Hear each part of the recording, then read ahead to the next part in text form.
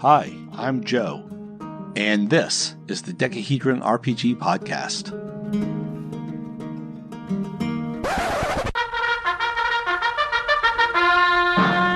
Mailcall from the United States of America. Hey everyone, this is Joe. No, James. I'm trying something new with the feedbacks. A few weeks ago, I recorded the first Feedback Friday. I was able to answer 5 voicemails with a 17-minute show. And then James and I sat down the week after. We took about 30 minutes to answer 2 voicemails. So from now on, we'll see how it goes at least. I'm going to do feedbacks by myself. And of course, James listens to them all. If he has anything he wants me to say, he will let me know. Or if there's a special one that requires his input, we will record that one together. But for now, it's me. And we have several voicemails, all from Jason. Let's get started. The first one now. Hey, Joe. Jason here. Just hosted episode 31. Great episode. Another feedback episode. I think I totally brain farted and did not send you that link to Flipping and Turning, so I will be doing that. I need to go through them and figure out which issue it was. If anybody else is interested, if you look for Smoldering Dung, D-U-N-G, games on itch.io, they're all available for free download there. But I will, I'll send you a link to the specific magazine. Really enjoyed the episode. I will be sending an email with that information. Take care. Hey, Jason. Thanks for that. I did look at the link. It looks like really good information. I'm going to post it into the show notes so everyone can look there if they want, or they can just follow your lead. In the middle of your voicemail here, there was a section about Italian schlock cinema following up. I deleted that. I find that very interesting. I enjoy hearing about it.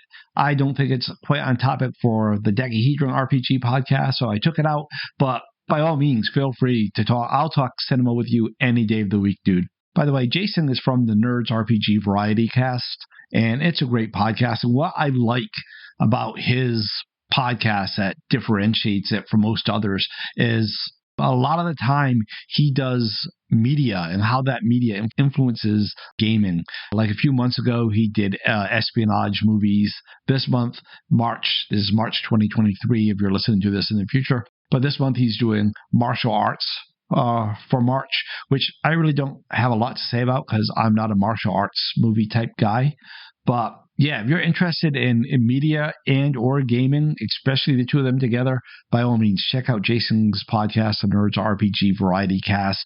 Links are in the show notes. Jason's next voicemail came to us from episode number 32. Episode 32 was a Jolo. That's what I call a Joe solo episode. In other words, no James. I answered a question from listener Heather, who asked about AI writing its own RPG rules. I also talked about a pet peeve of mine when people swap the pronunciations of attribute and attribute.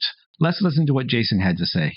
Hey, this is Jason. Listen to the latest Jolo episode 32.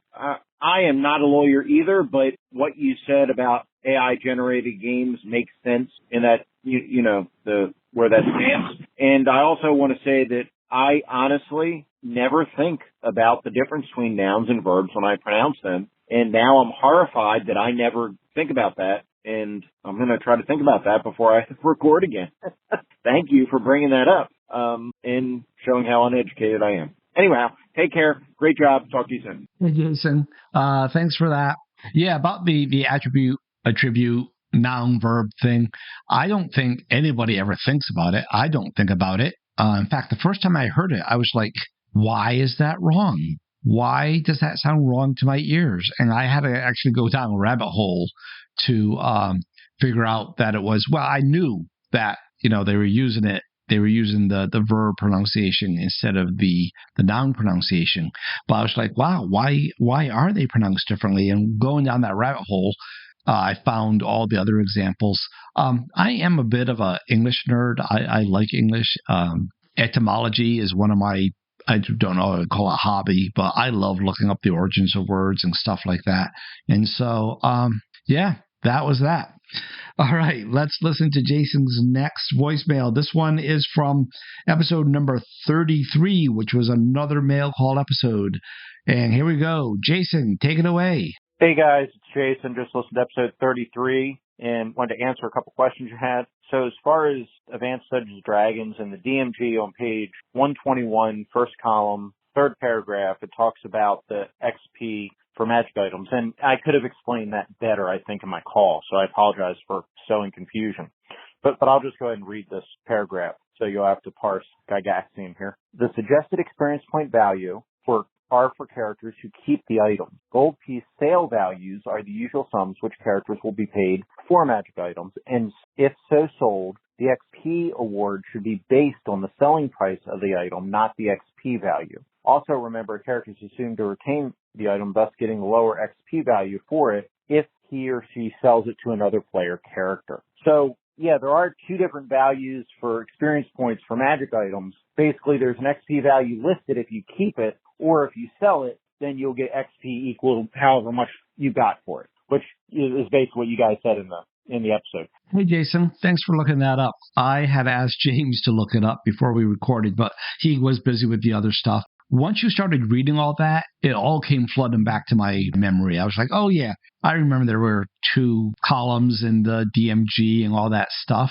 Back in the 80s, AD&D was what James and I played. Shortly after I left home to join the military, I started changing my games. I talked about it before, right? First one I tried was a little game shop down in Texas, was called Lords of Creation by Avalon Hill. It was horrible.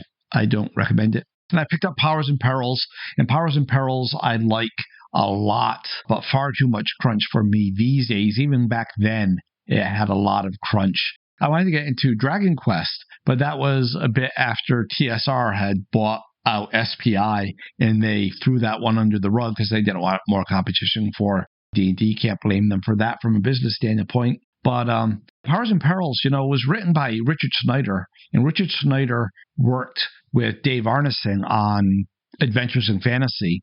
He was one of the original D&D players in Arneson's campaign. When you look at the equations for the combat in Powers and Perils, and you simplify them, and you flip the sides, flip armor from that side to that side, you're like, wow, this is the same equation from either Adventures in Fantasy or D&D. I can't remember which. It's been a while since I looked at it. I went from that, and then, GURPS and Fudge, Reese's, all that fun stuff. When I came into the OSR, I looked at all the older stuff. In general, I was like, if OD&D was good enough to launch this whole hobby, why don't we look at that more? And so I've read all the OD&D books, and in there, that's where I think I remember Gygax saying that a magic item is its own treasure, and you don't need to give experience for it. Thanks for looking that up. Like I said, once you mentioned it, all came back. But anyway, I interrupted you. Let's let you continue.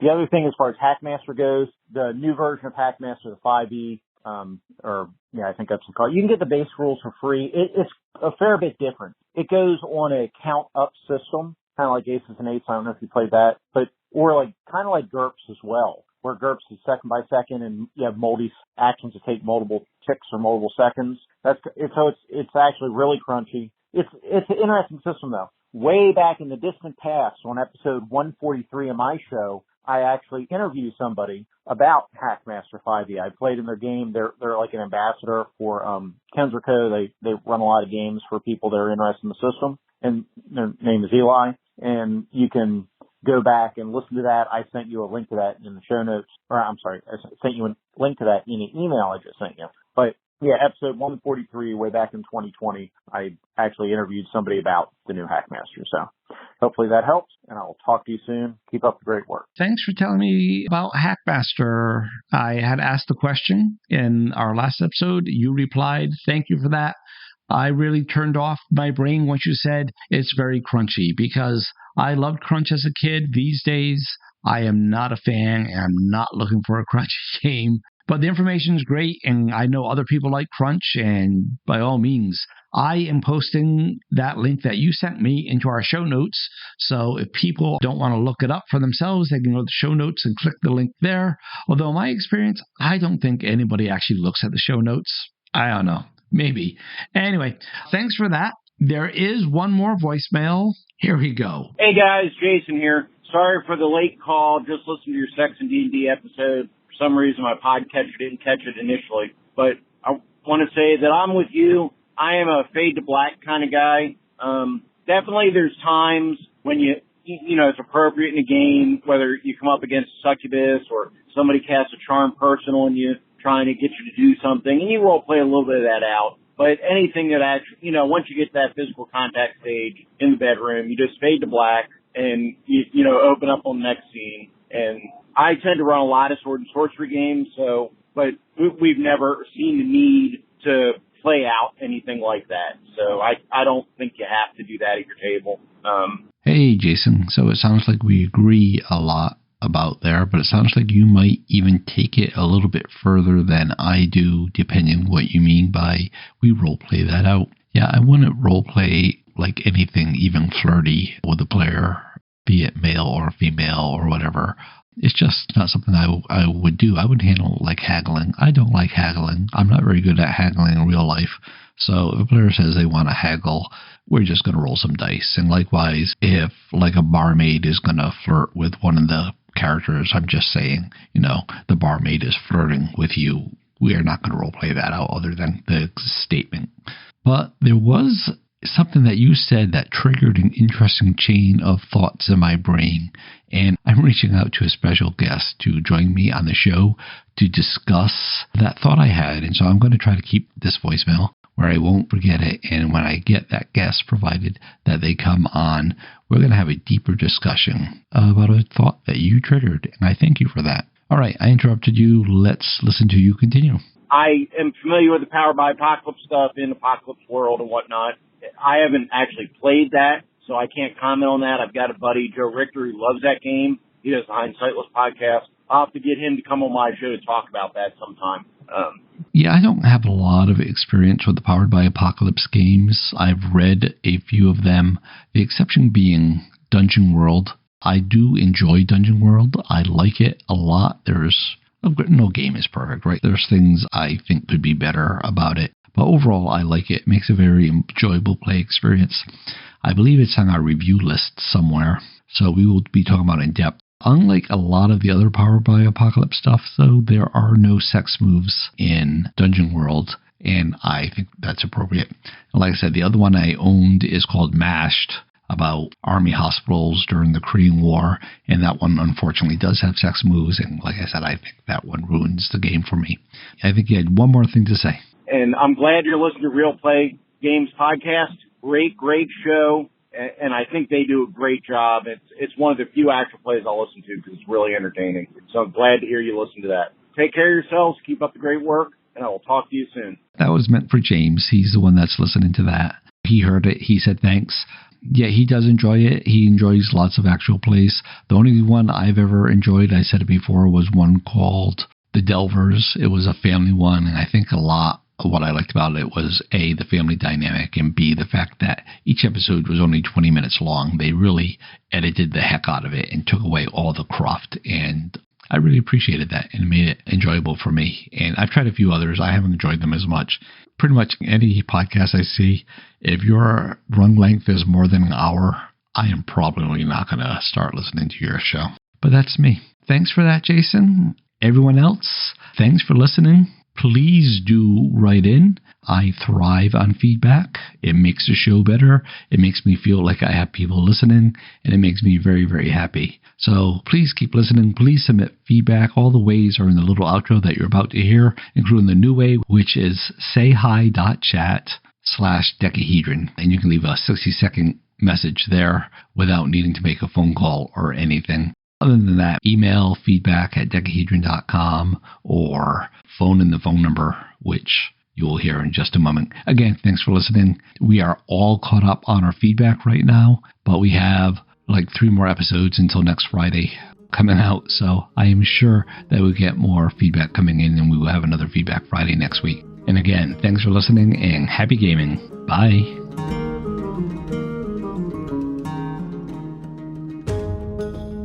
We hope you enjoyed this episode of the Decahedron RPG Cast. We'd love to hear from you. You can leave us a voice message by calling 562-774-2278. That's 562-RPG-CAST, or by visiting sayhi.chat/decahedron. You can also email us at feedback@decahedron.com. Links are in the show notes. For more information, visit decahedron.com.